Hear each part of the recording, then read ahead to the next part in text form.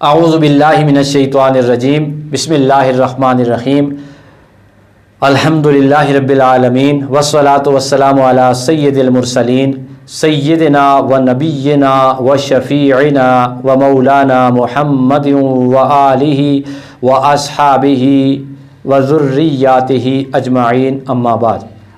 عزیز طلبہ و طالبات، السلام علیکم ورحمۃ اللہ وبرکاتہ۔ آن لائن درس نظامی میں آپ سب کو خوش آمدید کہتے ہیں۔ علم التجوید سبق نمبر 1 کے ساتھ آپ کی خدمت میں حاضر ہیں۔ انشاءاللہ جو ہمارے بچے اولا کلاس میں پڑھتے ہیں یا ہمارے وہ بھائی اور بہنیں جو ابتدائی طور پر یا ابتدا سے قرآن سیکھنے کی کوشش کر رہی ہیں یا کر رہے ہیں، ان سب کے لیے یہ کلاس ہے کہ ہم تھوڑا تھوڑا کر کے آپ کو سمجھانے کی کوشش کریں گے۔ ہر کلاس مختصر ہوگی اور ہر کلاس کے اندر جہاں پر ہم تجوید کے بنیادی اصول سیکھیں گے، قرآن پڑھنے کے اچھے طریقے سیکھیں گے، وہیں پر ہم ابھی سے جو کورس میں شامل ہوتا ہے ابتدائی طور پہ آدھا پارہ حفظ کرنا، اور ہم آپ کو چند آیات یاد کرنے کے لیے دیں گے، لیکن ساتھ ساتھ آپ کو یاد کرنے کا طریقہ بھی بتائیں گے، آپ کو ان چیزوں کے خیال رکھنے کے بارے میں بھی بتائیں گے کہ ان چیزوں کا اپنے خیال رکھنا ہے انشاءاللہ۔ تو آپ قرآن مجید تھوڑا تھوڑا یاد کریں گے۔ جب ہمارا یہ کورس علم التجوید کا ختم ہوگا تو انشاءاللہ تعالی امید ہے اللہ تعالیٰ سے کہ اس کے فضل سے ہم آدھا پارہ یاد بھی کر لیں گے انشاءاللہ۔ یہ کلاس بھی بڑی مفید ہوگی۔ آئیے آج کا پہلا سبق شروع کرتے ہیں۔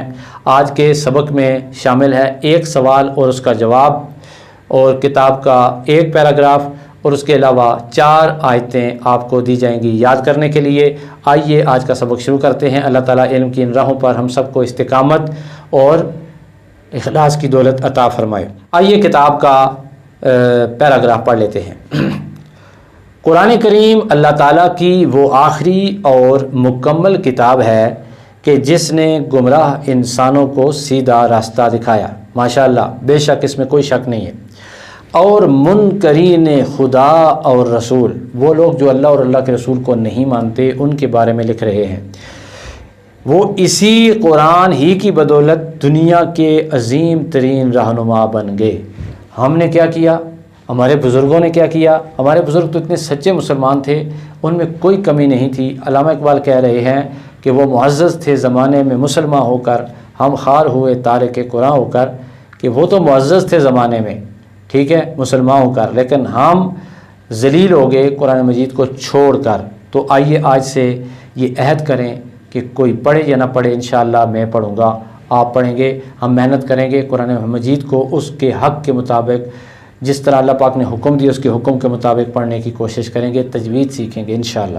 آج بھی جب کہ انسانیت پر گمراہی اور لا دینیت چھا رہی ہے، ضرورت اس بات کی ہے کہ قرآن پاک کو زیادہ سے زیادہ پڑھا جائے اور سمجھا جائے، تاکہ انسان اپنی زندگی کو قرآنی تعلیمات کی روشنی میں ایک اسلامی زندگی بنا سکے۔ سوال ہے آپ سے، اس کو لکھ بھی لیجیے، آپ کا ہوم ورک بھی ہے کہ بنیادی اور اصولی طور پر تعلیمات قرآن کی کتنی قسمیں ہیں؟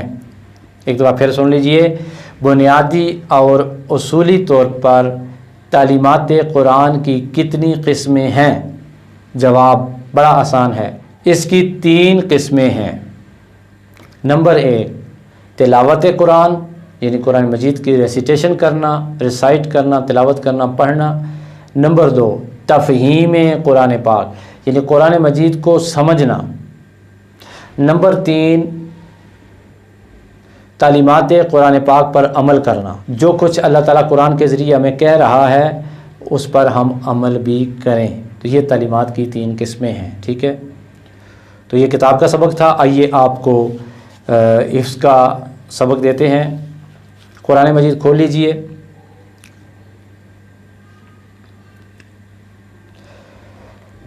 یہ آخری پارہ ہے جہاں پہ نصف ہے، نصف کے بعد جو سورہ شروع ہو رہی ہے سورہ الفجر، ہم اس کی ابتدائی 4 آیات آپ کو یاد کرنے کے لیے دیں گے۔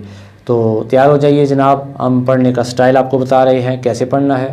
تو اس کے بعد آپ نے ان چاروں کو یاد کیسے کرنا ہے وہ بھی ہم آپ کو بتا رہے ہیں۔ اعوذ باللہ من الشیطان الرجیم، بسم اللہ الرحمن الرحیم، والفجر وليال عشر والشفع والوتر واللیل اذا یسر۔ یہ تو اب میں نے بالکل بغیر رکے حضر میں پڑھا ہے، تو آپ اس طرح بھی یہ یاد کر سکتے ہیں اور یوں بھی یاد کر سکتے ہیں جیسے آپ کی صلاحیت ہو۔ والفجر وليال عشر والشفع والوتر واللیل اذا یسر، ٹھیک ہے جی۔ اور یاد کیسے کرنا ہے؟